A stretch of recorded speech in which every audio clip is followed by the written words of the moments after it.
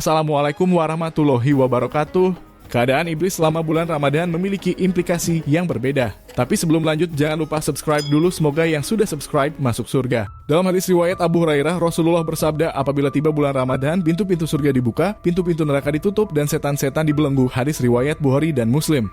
Hadis ini menggambarkan bahwa Allah memberikan peluang yang lebih besar bagi umatnya untuk mendapatkan rahmat dan ampunannya selama bulan Ramadan dengan membatasi kekuatan setan.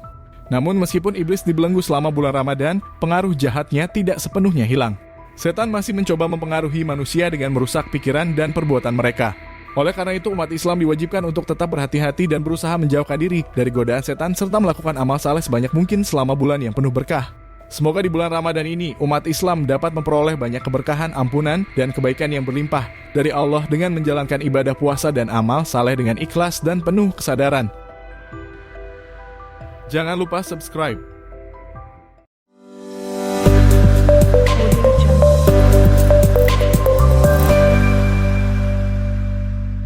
Assalamualaikum warahmatullahi wabarakatuh. Berikut adalah beberapa fakta tentang bulan Ramadan. Tapi sebelum lanjut, jangan lupa subscribe dulu. Semoga yang sudah subscribe masuk surga. Pertama, bulan penuh berkah. Ramadan adalah bulan ke-9 dalam kalender Islam, dianggap sebagai bulan yang penuh berkah. Selama bulan ini, umat Islam diwajibkan untuk berpuasa dari terbit fajar hingga terbenam matahari. Kedua, bulan Al-Quran. Ramadan dianggap sebagai bulan di mana Al-Quran pertama kali diturunkan kepada Nabi Muhammad. Dengan demikian, bulan ini memiliki kedudukan yang istimewa dalam agama Islam. Ketiga, menahan diri dari makan dan minum. Selama Ramadan, umat Islam menahan diri dari makan, minum, merokok, dan melakukan hubungan suami istri. Ini bertujuan untuk meningkatkan kesadaran spiritual, kesabaran, dan kepedulian terhadap yang kurang beruntung. Keempat, malam Lailatul Qadar. Malam ini dianggap sebagai malam di mana Al-Quran pertama kali diturunkan dan pahala ibadah di malam ini lebih besar dari 1000 bulan. Kelima, tarawih dan khataman Al-Quran. Selama Ramadan, umat Islam melaksanakan sholat tarawih setelah sholat Isya, serta berusaha untuk khataman Al-Quran selama bulan Ramadan ini.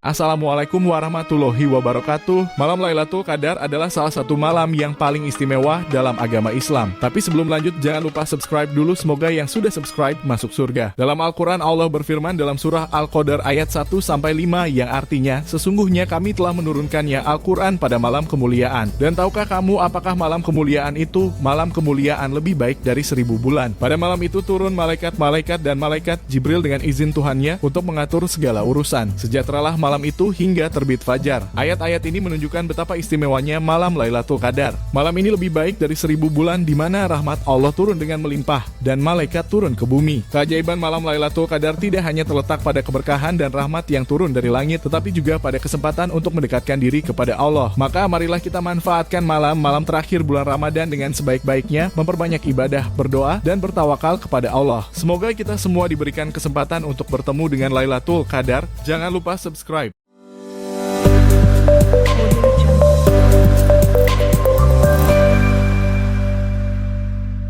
Assalamualaikum warahmatullahi wabarakatuh. Berikut ini adalah beberapa fakta tentang keadaan tubuh saat berpuasa Ramadan. Tapi sebelum lanjut, jangan lupa subscribe dulu. Semoga yang sudah subscribe masuk surga. Pertama, detoksifikasi tubuh. Puasa dapat membantu tubuh membersihkan diri dari racun dan zat-zat berbahaya melalui proses detoksifikasi yang ditingkatkan. Kedua, penurunan risiko penyakit jantung. Puasa dapat membantu menurunkan tekanan darah, kadar kolesterol, dan berat badan yang semuanya merupakan faktor risiko untuk penyakit jantung. Ketiga, penurunan risiko diabetes. Berpuasa dapat membantu meningkatkan sensitivitas insulin dan mengatur kadar gula darah yang dapat membantu mengurangi risiko diabetes tipe 2. Keempat, peningkatan fungsi otak. Berpuasa dapat membantu meningkatkan fungsi kognitif dan neuroproteksi dengan penelitian menunjukkan bahwa puasa dapat memiliki efek protektif terhadap penyakit Alzheimer dan Parkinson. Kelima, regenerasi sel. Puasa memicu proses autofagi di mana sel-sel tubuh membersihkan dan memperbaiki diri mereka sendiri. Hal ini dapat membantu dalam regenerasi sel dan memperpanjang umur sel.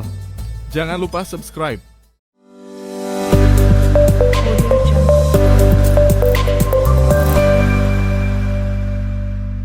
Assalamualaikum warahmatullahi wabarakatuh. Berikut adalah beberapa fakta tentang kapal Nabi Nuh. Tapi sebelum lanjut, jangan lupa subscribe dulu. Semoga yang sudah subscribe masuk surga. Pertama, pembangunan kapal. Dalam Islam, Nabi Nuh diperintahkan oleh Allah untuk membangun sebuah kapal yang besar untuk menyelamatkan dirinya, keluarganya, serta berbagai jenis hewan dari banjir besar yang akan datang. Kedua, ukuran kapal. Ukuran sebenarnya tidak dijelaskan secara spesifik dalam Al-Quran, tetapi dalam Islam, kapal itu diyakini sangat besar untuk menampung semua makhluk yang perlu diselamatkan. Ketiga, konstruksi kapal. Konstruksi kapal Nabi Nuh dalam Islam diyakini dibuat dari kayu dan Allah memberikan petunjuk langsung kepada Nabi Nuh tentang cara membangunnya. Keempat, pemilihan hewan. Nabi Nuh diperintahkan untuk membawa sepasang hewan dari setiap jenis ke dalam kapal untuk menjaga kelangsungan hidup spesies-spesies tersebut setelah banjir surut. Kelima, durasi banjir. Banjir yang disebutkan dalam Al-Quran diyakini berlangsung selama beberapa waktu dengan beberapa riwayat menyebutkan bahwa banjir tersebut berlangsung selama 40 hari dan 40 malam.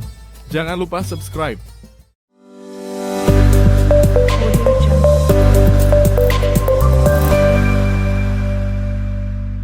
Assalamualaikum warahmatullahi wabarakatuh. Berikut adalah beberapa fakta tentang pedang Damaskus. Tapi sebelum lanjut, jangan lupa subscribe dulu. Semoga yang sudah subscribe masuk surga. Pertama, pola unik. Salah satu ciri khas dari pedang Damaskus adalah pola yang unik di permukaannya yang disebut pola Damaskus. Pola ini dihasilkan oleh teknik pembuatan yang kompleks yang melibatkan penggulungan dan lapisan logam yang berbeda. Kedua, kekuatan dan ketajaman. Kualitas logam yang digunakan dan proses pembuatannya memberikan pedang ini keunggulan yang signifikan di medan pertempuran. Ketiga, asal-usul nama. Nama Damaskus berasal dari kota Damaskus di Suriah, di mana teknik pembuatan pedang ini berkembang pada zaman kuno. Keempat, kesulitan replikasi. Meskipun banyak upaya telah dilakukan untuk mereplikasi pedang Damaskus, kebanyakan pembuat senjata modern masih belum dapat sepenuhnya meniru kekuatan, ketajaman, dan keindahan pola aslinya. Kelima, misteri proses pembuatannya. Meskipun banyak yang tahu tentang pola Damaskus, beberapa aspek teknik pembuatannya masih menjadi misteri.